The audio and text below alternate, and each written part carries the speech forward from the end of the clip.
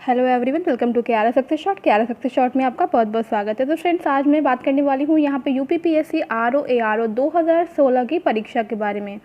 जी हाँ दोस्तों, ये परीक्षा जो है यूपीपीएससी आरओ एआरओ की 2016 की परीक्षा है। ये जो है आपकी 20 सितंबर यानी कि 20 सितंबर 2020 को होने वाली है। अब इस परीक्षा में मात्र कुछ ही दिन रह गए हैं और इस परीक्षा का एडमिट कार्ड जारी हो चुका है।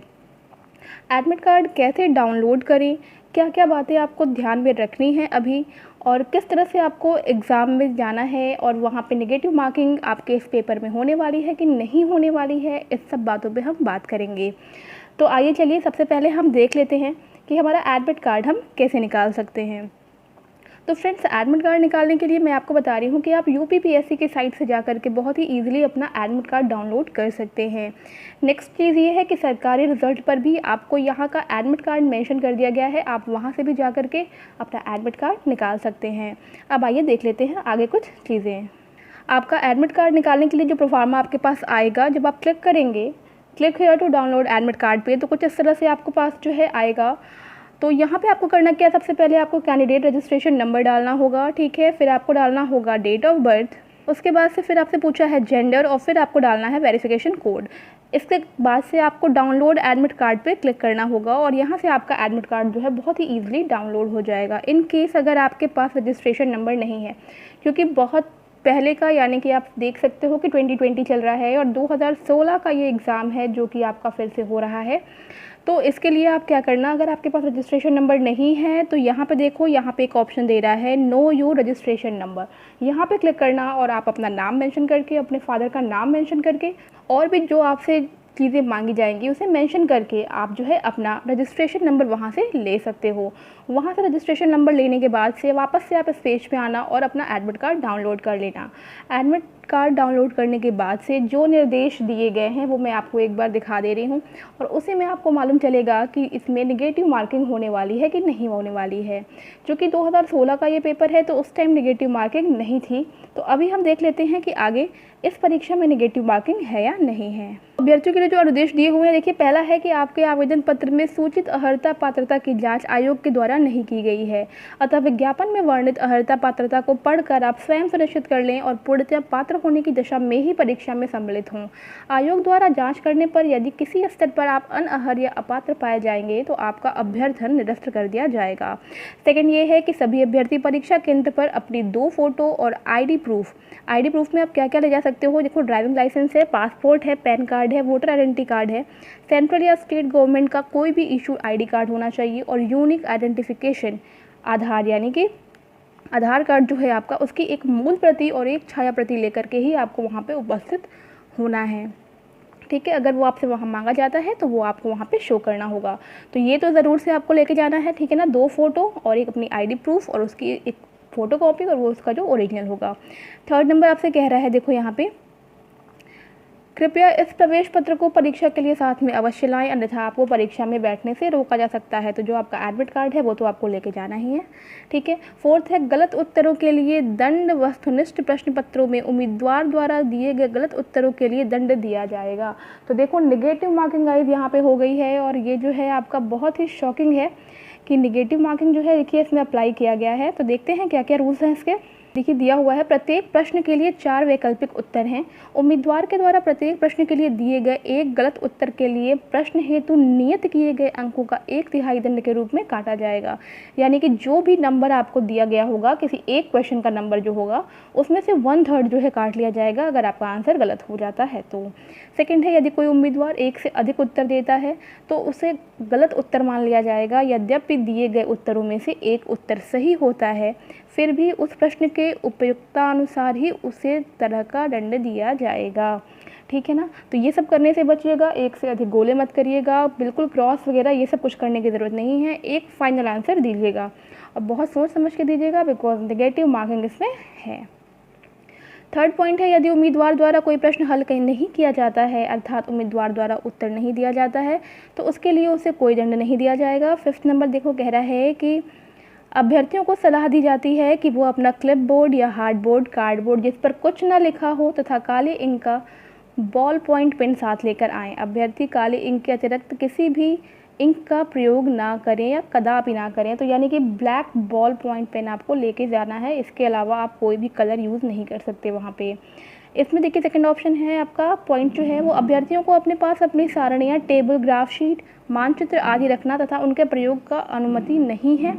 कैलकुलेटर और स्लाइड रूल्स का भी प्रयोग नहीं करना है आपको। अभ्यर्थियों के द्वारा परीक्षा कक्ष में किसी भी सामग्री का आपस में आदान प्रदान जो है मान्य नहीं होगा। नेक्स्ट है प्रश्न 5 के पहले पार्ट में, यानी कि जो आपका पहला पार्ट है इसका, इसमें ठीक है, बताई गई वस्तुओं के अतिरिक्त लाई गई अन्य वस्तुएं जैसे कि कोई बुक है, नोट्स है, कागज़ है, सामान है, संवाद के साधन है, मोबाइल फ़ोन, पेजर या कोई भी आपके पास इलेक्ट्रॉनिक गैजेट है, तो वो आप जो है परीक्षा कक्ष के बाहर निर्धारित स्थान पर जमा कर दें। अगर उसमें से तो कोई भी सामान अगर आपका गायब हो जाता है तो उसका कोई भी दायित्व आपका जो है गवर्नमेंट का यानी सरकार का नहीं होगा, ठीक है ना, आयोग का कोई भी दायित्व तो नहीं होगा। 6 नंबर पॉइंट कह रहा है यदि अभ्यर्थी के पास परीक्षा में नकल करने की कोई सामग्री पकड़ी जाती है तो उसे परीक्षा विशेष से तथा आयोग की आगामी परीक्षाओं व चयनों से वंचित या डिबार किया जा सकता है, चाहे विहित सामग्री का प्रयोग नकल करने में किया गया हो अथवा नहीं। तो ये चीज़ ध्यान रखेंगे। नेक्स्ट है अंतिम आधा घंटे में किसी भी अभ्यर्थी को परीक्षा कक्ष से बाहर जाने की अनुमति नहीं दी जाएगी। 8 पॉइंट आपसे कह रहा है कि अभ्यर्थी प्रश्न पुस्तिका प्राप्त करने के पश्चात यह देख लें कि उस पर क्रमांक पड़ा है, अन्यथा पाए जाने पर उसे बदल लें। इसी प्रकार क्षतिग्रस्त, फटी हुई या त्रुटिपूर्ण प्रश्न पुस्तिका भी जो है वो आप अपने अंतरीक्षक से या फिर जो भी आपके इन्विजिलेटर हों उनसे कहकर चेंज करा लें, ठीक है ना, ये सब आप पहले ध्यान दे लेंगे। सेकंड पॉइंट है कि उत्तर पत्रक में भरी हुई सूचनाओं को व्हाइटनर, ब्लेड और रबड़ आदि से नहीं मिटाया जाए। अभ्यर्थी को प्रश्न पत्र समाप्ति के बाद उत्तर पत्रक की मूल प्रति यानी कि जो ओरिजिनल कॉपी है वो अपने जो आपके इन्विजिलेटर हैं उनको दे देनी है, ठीक है ना। और प्रश्न पुस्तिकाएँ अभ्यर्थी को परीक्षा के बाद अपने साथ ले जाने की अनुमति है। नेक्स्ट पॉइंट है 9वां कि अभ्यर्थियों को परीक्षा केंद्र में परीक्षा प्रारंभ होने के 1 घंटा पूर्व प्रवेश दिया जाएगा और परीक्षा प्रारंभ होने के पश्चात विलंबतम आप जो है 15 मिनट तक प्रवेश वहां पे पा सकते हैं। 10th पॉइंट आपसे है कह रहा है कि अभ्यर्थियों के द्वारा परीक्षा केंद्र पर फेस मास्क और सैनिटाइज़र लेकर आना अनिवार्य होगा, यानी कि आप फेस मास्क और सैनिटाइज़र लेकर ज़रूर से जाएँ। और अपने लिए जो है आप पीने का पानी भी ले जा सकते हैं, लेकिन उसके लिए जो बॉटल होना चाहिए वो पारदर्शी होना चाहिए। 11th कह रहा है जो दिव्यांग अभ्यर्थी होंगे जो 40% या उससे अधिक की दिव्यांगता से ग्रस्त हैं वे अभ्यर्थी श्रुत लेखक अपने साथ लेके आएंगे, जिससे कोई यात्रा भत्ता आयोग द्वारा देय नहीं होगा। जिन्होंने श्रुत लेखक एवं अतिरिक्त समय की मांग की है, जिन्होंने केवल अतिरिक्त समय की मांग की है, उन्हें भी उनके द्वारा मांगे जाने पर अतिरिक्त समय 20 मिनट प्रति घंटे दिया जाएगा। जो श्रुत लेखक एवं अतिरिक्त समय का लाभ ले रहे हैं उन्हें परीक्षा में बैठने की उचित व्यवस्था परीक्षा शुरू होने से पहले करते हुए अंतरिक्षण व्यवस्था को सुदृढ़ किया जाए। दिव्यांग अभ्यर्थियों परीक्षा के दौरान अपने केंद्र पर केंद्र पर्यवेक्षक को श्रुत लेखक एवं अतिरिक्त समय हेतु सूचना देगा।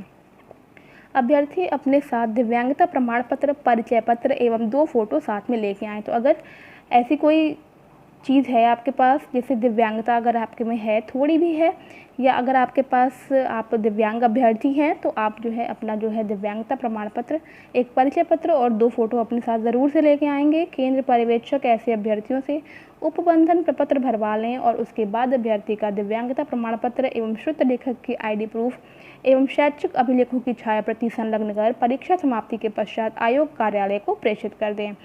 12th है कि OMR शीट्स को 2 प्रतियों में एक मूल प्रति यानी कि जो ओरिजिनल और दूसरी जो होती है कैंडिडेट्स कॉपी रहती है उसमें परीक्षा समाप्ति के पश्चात जो आपका OMR शीट की जो ओरिजिनल कॉपी है वो आप अपने इन्विजिलेटर को दे दें और जो आपकी कैंडिडेट्स कॉपी है वो आप अपने साथ लेकर आएंगे। 3rd पॉइंट है कि जो OMR तथा फोटो युक्त उपस्थिति सूची पर सभी प्रविष्टियां सावधानी पूर्वक भरें। यदि किसी प्रकार की त्रुटि अभ्यर्थी के द्वारा की जाती है तो उसके लिए अभ्यर्थी स्वयं ही जिम्मेदार होगा। तो नोट में यहाँ दे रखा है कि please bring 2 photograph at the centre with the print out of this admit card. तो आपको अपने एडमिट कार्ड के साथ 2 फोटोग्राफ्स लेके जाना ही जाना है, एक ID प्रूफ लेके जाना है ओरिजिनल और इसकी एक फ़ोटो कॉपी। उसके साथ ही आपको लेकर के जाना है एक ब्लैक बॉल पॉइंट पेन, ठीक है ना, बॉल पेन ही लेके जाना ईजिली रहता है, मोटे निब का लेके जाना ताकि आप जल्दी जल्दी जो है आपका जो गोले हैं उनको आप भर सकें। और आप अगर पानी ले जाना चाहते हैं तो आप पानी लेके जा सकते हैं, बस ये ध्यान देना कि जो बॉटल है वो पारदर्शी होना चाहिए। तो ये सब चीज़ें आपको लेके जाना अनिवार्य है। तो गाइस आई होप कि आपको सब कुछ समझ में आ गया होगा। तो जल्दी जल्दी आप अपना एडमिट कार्ड निकलवा लीजिए, क्योंकि एग्ज़ाम डेट जो है अब तो एकदम करीब में ही है। और नेगेटिव मार्किंग है इसमें, इस एग्ज़ाम में नेगेटिव मार्किंग कर दी गई है, क्योंकि जैसा कि हम लोग को सबको पता था कि नेगेटिव मार्किंग नहीं होगी, लेकिन जो है देखिए ये क्विक निर्णय लिया गया है, क्विक डिसीजन लिया गया है कि नेगेटिव मार्किंग जो है इस एग्ज़ाम में होगी। तो आप लोग अपना एडमिट कार्ड डाउनलोड कर लें। और आप सभी लोगों को इस होने वाली परीक्षा की अग्रिम शुभकामनाएं। धन्यवाद।